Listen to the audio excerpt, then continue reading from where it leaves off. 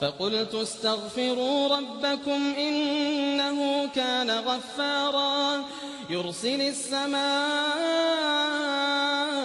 عليكم مدرارا ويمددكم بأموال وبنين ويجعل لكم جنات ويجعل لكم أنهارا. قال لهم النبي صلى الله عليه وسلم قولوا نستغفر الله ونتوب إليه. يا سلام يا زين الاستغفار.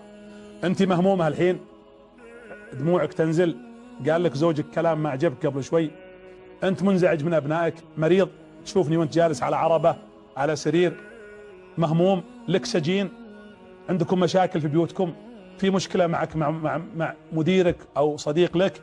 يا جماعة عليك ديون، في هموم كثيرة صح، في مشاكل. والله إني أشعر بكم، أسأل الله أن ينزل عليكم الفرج والسعادة والسرور. يا جماعة الرسول قال استغفروا الله، استغفروا. الاستغفار باب تطرقون أبواب توبة وأبواب رزق وأبواب رحمة. الاستغفار يفتح الأبواب. فقلت استغفروا ربكم إنه كان غفارا يرسل السماء عليكم مدرارا بس، يمددكم بأموال وبنين بس، ويجعل لكم جنات بس، ويجعل لكم أنهارا. الاستغفار ما استغفر عبد استغفار صحيح إلا جعل الله له من كل هم فرجا ومن كل ضيق مخرجا. فقولوا استغفر الله، استغفر الله، استغفر الله.